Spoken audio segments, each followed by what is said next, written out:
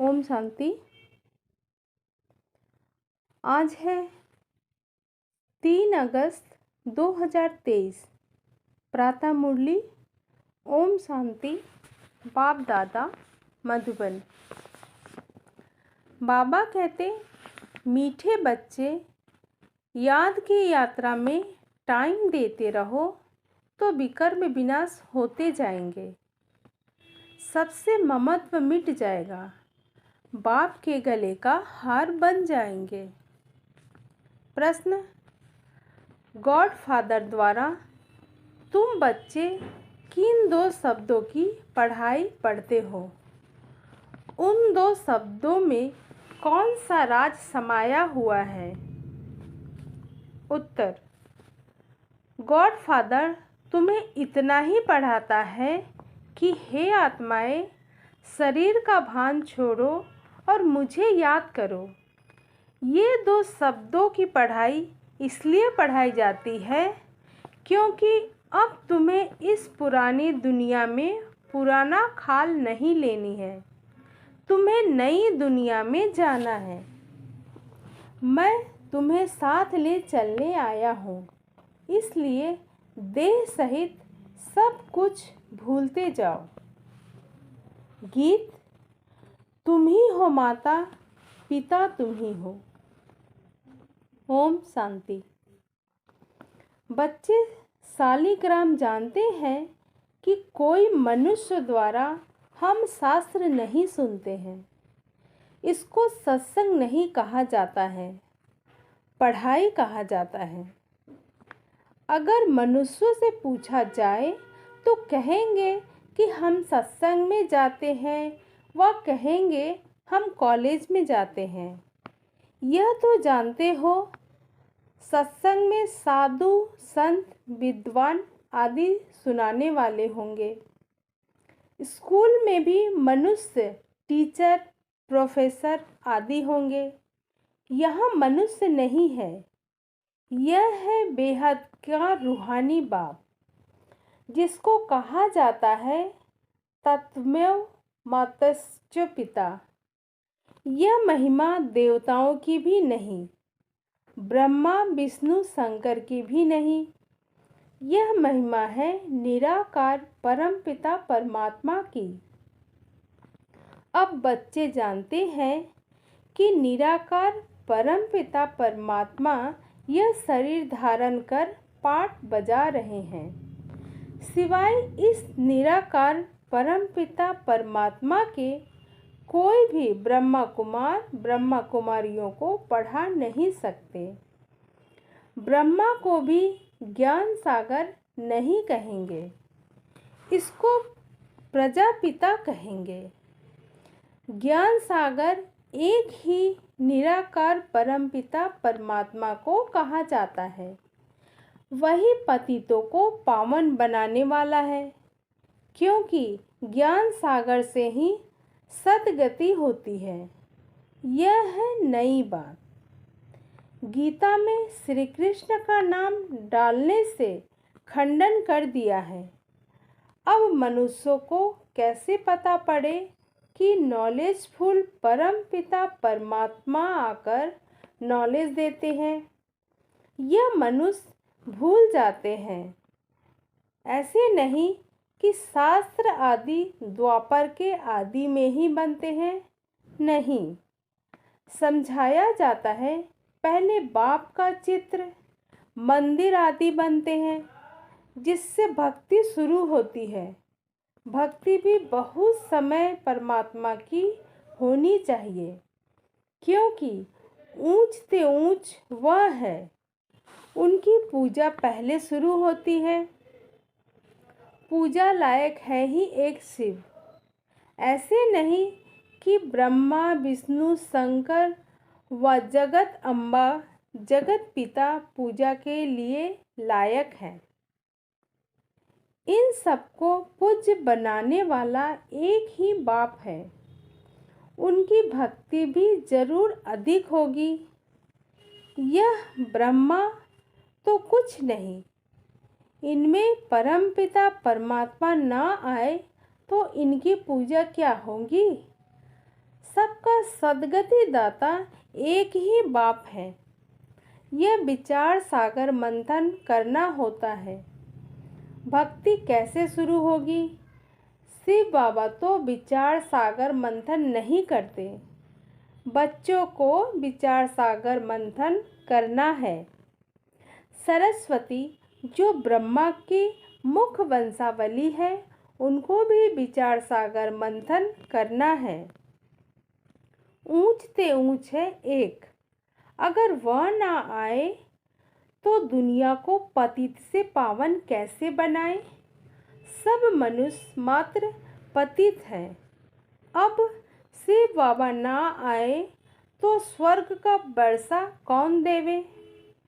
निश्चय बुद्धि नहीं है तो विजय माला में पिरो न सके। सपूत बच्चे सदैव गले का हार बनते हैं। बाप भी खुश होते हैं।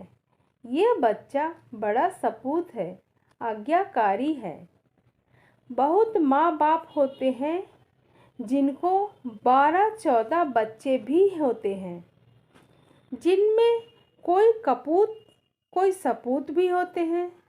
पतित पावन बाप के सिवाय पतितों का उद्धार कोई कर नहीं सकते हैं। तुम जानते हो कि गंगा नदी पर भी गंगा का मंदिर है, तो समझाना चाहिए कि यह गंगा फिर कौन है? क्या यह कोई शक्ति है जिससे पतित से पावन बनते हैं व पानी से पावन बनते हैं? बाप कहते हैं कि गंगा पतित पावनी नहीं, सिवाय योग के कोई भी पावन बन नहीं सकते। इसलिए तुम्हें कोई गंगा स्नान नहीं करना है। योग का अर्थ है याद। बुद्धि का योग लगाना है, वह तो बहुत योग आसन आदि लगाते हैं, अनेक प्रकार के हठ योग करते हैं, उनको योग नहीं कहा जाता है। माताएं अबलाएं हठ योग को क्या जाने। मनुष्य स्कूल में पढ़ते हैं, उसमें धक्के खाने की कोई बात नहीं रहती है। कोई ना कोई इम्तहान पास करते हैं, जानते हैं यह इम्तहान पास करेंगे यह बनेंगे। यह भी तुम जानते हो, यह भी इम्तहान है। गॉड फादर पढ़ाते हैं, वह है पतित पावन। तुम्हारी है गॉड फादरली स्टूडेंट लाइफ। बाप पतित से पावन कैसे बनाते हैं? कहते हैं, हे आत्माएं, इस शरीर का भान छोड़ो। इस पुराने शरीर को छोड़ना है। पहले पहले तुम्हारा शरीर गोरा था, अब आयरन एजेड हो गया है। अभी तुमको नई खाल तो यहाँ लेनी नहीं है, क्योंकि यहाँ तो 5 तत्व ही तमो प्रधान है। अभी मैं तुम बच्चों को अपने साथ ले जाऊंगा। कल्प पहले भी ले गया था। मैं कालों का काल हूँ, सबको वापस ले जाऊंगा, फिर तुमको अमरपुरी में भेज दूंगा। यह है मृत्युलोक, छीछी दुनिया।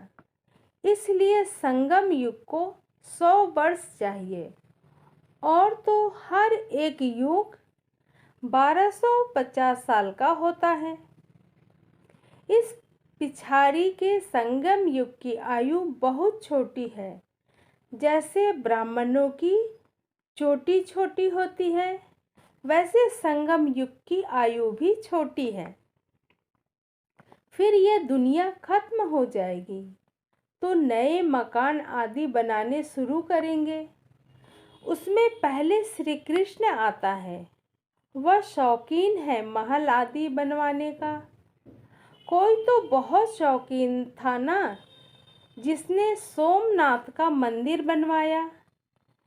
बिरला भी शौकीन है। कैसा अच्छा मंदिर बनवाया है। नंबर 1 में पूज्य है शिव बाबा। फिर भक्ति मार्ग में भी पहले सोमनाथ का मंदिर बनता है, सो भी कुछ समय बाद में बनता होगा। फिर पूजा शुरू होगी। अभी तो है घोर अंधियारा, रात पूरी हो फिर दिन आता है। बाबा कहते हैं, मैं रात और दिन के बीच में आता हूँ। महाभारी लड़ाई भी है। लिखा हुआ है कि यादवों के पेट से वह चीज़ें निकली जिससे सारे कुल का विनाश हुआ। तुम देख रहे हो, बरोबर विनाश के लिए तैयारी कर रहे हैं। इसमें है कई प्रेरक समझते हैं कोई प्रेरक है। दोनों के विनाश के लिए बम्स बनाकर रखे हैं। आफतें भी आनी हैं। तुम तो प्रैक्टिकल में देख रहे हो। स्थापना भी हो रही है, विनाश भी सामने खड़ा है। समझो, कोई में विनाश नहीं देखा है। अच्छा, बैकुंठ तो देखते हैं ना। अच्छी तरह पढ़कर बाप से पूरा बेहद का वर्षा लेना है। तुमको साकार नहीं पढ़ाते हैं, शास्त्रों आदि की बात नहीं है। यह तो ज्ञान सागर स्वयं पढ़ाते हैं। तुम अपने को देही समझ बाप को याद करते हो। भगवानुवाच अपने बच्चों प्रति कहते हैं, मैं तुम बच्चों के सम्मुख होता हूँ। जो मेरे बच्चे बनते हैं उनमें से कोई सौतेले हैं, कोई मातेले हैं। मातेले बच्चों की ही वर्षा का हक है। संशय बुद्धि को सौतेले कहा जाता है। उनको वर्षा नहीं मिल सकता। वह फिर पुरुषार्थ अनुसार प्रजा में चले जाते हैं। मातेले रजाई में आ जाते हैं। वह बाप को प्यार करते हैं, बाप उनको प्यार करते हैं। गाते भी हैं ना, तुम पर बलिहार जाऊंगा, वारी जाऊंगा। बाप कहते हैं, मुझे याद करेंगे तो मैं तुमको मदद कर दूंगा। हिम्मते मर्द मद दे खुदा। और सबसे बुद्धि योग तोड़ एक से जोड़ना है। तुम कहते हो हम बाबा के हैं। यह सब कुछ बाबा का है। बाबा को हम कफन देते हैं और बदले में स्वर्ग के बेहद की बादशाही का बरसा लेते हैं। इस पुरानी देश से हमारा ममत्व नहीं है। यह तो तमो प्रधान रोगी शरीर है। हमारे पास और क्या है? मनुष्य मरते हैं, सब कुछ छूट जाता है। फिर उनका सब कुछ करनी घोर को दिया जाता है। हम सब कुछ आपको देते हैं। ममत्व मिटाने के लिए हम निरंतर बाबा को याद करने का पुरुषार्थ करते हैं। माया फिर विघ्न डालती है। इसलिए धीरे धीरे जितना मेरी याद में टाइम देते रहेंगे तो विकर्म विनाश होंगे, वही मेरे गले का हार बनेंगे। कितना सहज समझाते हैं। बाप समझाते हैं, यह रथ भी ड्रामा अनुसार मेरा मुकर्रर किया हुआ है और किसी में मैं आ भी नहीं सकता हूँ। तुम भी कहते हो, बाबा कल्प पहले भी हम आपसे इस ही मकान में इसी ड्रेस में मिले थे और आपसे बरसे लिया था, तो कितना सहज है। बाप कहते हैं कि सिर्फ मुझे याद करो और कोई भी तरफ बुद्धि न जाए। याद रखना, अंत काल जो पुत्र सिमरे, अगर किसी को भी याद किया तो वह जन्म लेना पड़ेगा। कहाँ भी ममत्व नहीं रखना चाहिए। अंतकाल जो स्त्री सिमरे, बाप कहते हैं, पतितों को पावन बनाने उनकी कितनी महिमा करते हैं। एको अंकार उनका एक ही नाम है। उनको दूसरा शरीर मिलता ही नहीं है जो नाम बदली हो। तुम तो 84 जन्म लेते हो तो नाम भी 84 पढ़ते हैं। बाप की महिमा में गाते हैं निर्भय निर्वैर अकाल मूर्त। वही कालों का काल है, उन्हें काल खा नहीं सकता। मैं सभी को मुक्ति धाम में ले जाऊंगा। निर्वैर, मेरा कोई से बैर नहीं है। अकाल मूर्त अजोनी, मैं जन्म मरण में नहीं आता हूँ। उनकी कितनी महिमा गाते हैं, गाया भी जाता है। दुख हरता सुख करता, कलयुग के दुख हरते हैं, सतयुग के सुख देते हैं। बच्चे जानते हैं भारत में सतयुग में जीवन मुक्ति थी, बाकी सभी आत्माएं शांति धाम में थी। याद पड़ता है ना? तो जरूर बाप जब संगम पर आए तब सभी को शांति धाम ले जाए और तुमको फिर सुख धाम भेज दे। कितनी सहज बात है। परंतु माया ऐसे है जो यहाँ से बाहर गया तो भूल जाएंगे। जैसे गर्भ जेल में धर्मराज के द्वारा तुमको सजा मिलती है। त्राही त्राही करते हो कि हम माफ़ी मांगते हैं, फिर ऐसे पाप नहीं करेंगे।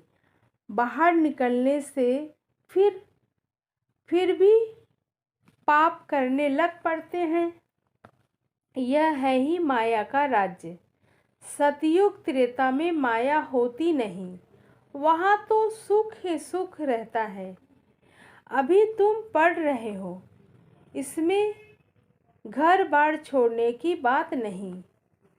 बाप कहते हैं देह सहित सब कुछ भूल जाओ। तुम्हारा यह बेहद का सन्यास है। उन सन्यासियों का है हद का सन्यास। जंगल में जाकर फिर लौट आते हैं शहर में। नाम कितने बड़े बड़े रखवाते हैं। बाप कहते हैं मैं कितना सहज समझाता हूँ। बुढ़ियाएँ कितनी हैं, कहती हैं हमको धारणा नहीं होती। अच्छा, यह तो जानती हो कि परमात्मा पढ़ाते हैं। वह कहते हैं सिर्फ मुझे याद करो, इसमें तो कोई तकलीफ नहीं है। अभी हमने 84 का चक्र पूरा किया है। यह हुआ स्वदर्शन चक्र। आत्मा को चक्र का दर्शन होता है, यहाँ ही निरोगी काया बनती है। चक्र को जानने से तुम उच्च पद पाएंगे। इसलिए बाबा कहते हैं कि स्वदर्शन चक्रधारी बनो। कितना सहज समझाते हैं। सहज याद, सहज सृष्टि चक्र, कोई तकलीफ नहीं। यह है सच्ची कमाई। बाकी धन माल तो सब खत्म हो जाना है, सब छूट जाता है। सागर को उथल खानी है, नेचुरल कैलामिटीज भी आनी है। भारत सच खंड था और कोई भी खंड नहीं था। भारत है शिव बाबा की जन्मभूमि, बड़े से बड़ा तीर्थ है। भारत में भी सोमनाथ का मंदिर कितना अच्छा बना हुआ है। अभी तो ढेर के ढेर बनाते हैं। बाबा कहते हैं कि इस समय की शादी पूरी बर्बादी है। शिव बाबा से सगाई पूरी आबादी है। शिव बाबा साजन भी हैं, स्वर्ग में भेज देते हैं।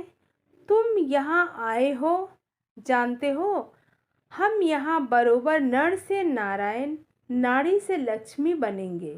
ऐसे नहीं कि पुरुष जाकर पुरुष ही बनेंगे।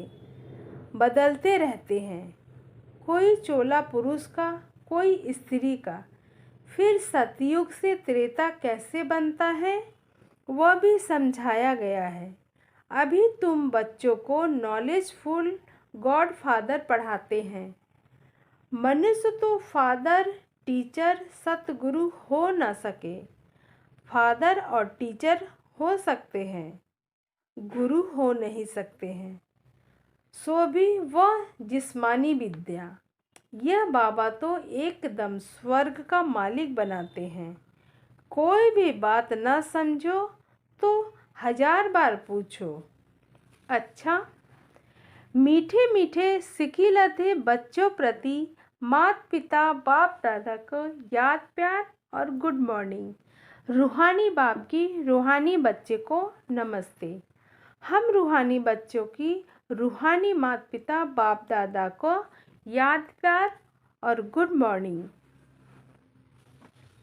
धारणा के लिए मुख्य सार। 1 नंबर पॉइंट, सपूत आज्ञाकारी बन विजय माला में पिरोना है। बाप को अपना कखपन दे बलिहार हो, सबसे ममत्व मिटा देना है। 2 नंबर, अंतकाल में एक बाप ही याद रहे, उसके लिए और सबसे बुद्धि योग तोर निरंतर बाप की याद में रहने का पुरुषार्थ करना है। वरदान, सर्व खजानों को स्वयं में समाकर दिल शिकस्तपन व ईर्ष्या से मुक्त रहने वाले सदा प्रसन्न चित्त भव। सर्व खजानों को स्वयं में समाकर दिल शिकस्तपन व ईर्ष्या से मुक्त रहने वाले सदा प्रसन्न चित्त भव। विश्लेषण, बाप दादा ने सभी बच्चों को समान रूप से सब खजाने दिए हैं, लेकिन कोई उन प्राप्तियों को स्वयं में समान नहीं सकते। वह समय पर कार्य में लगाना नहीं आता तो सफलता दिखाई नहीं देती, फिर स्वयं से दिल शिकस्त हो जाते हैं। सोचते हैं शायद मेरा भाग्य ही ऐसा है। उन्हें फिर दूसरों की विशेषता व भाग्य को देख ईर्ष्या उत्पन्न होती है। ऐसे दिल शिकस्त होने व ईर्ष्या करने वाले कभी प्रसन्न नहीं रह सकते। सदा प्रसन्न रहना है तो इन दोनों बातों से मुक्त रहो। स्लोगन, स्वार्थ के बिना सच्चे दिल से सेवा करने वाले ही स्वच्छ आत्मा हैं। स्वार्थ के बिना सच्चे दिल से सेवा करने वाले ही स्वच्छ आत्मा हैं। ओम शांति।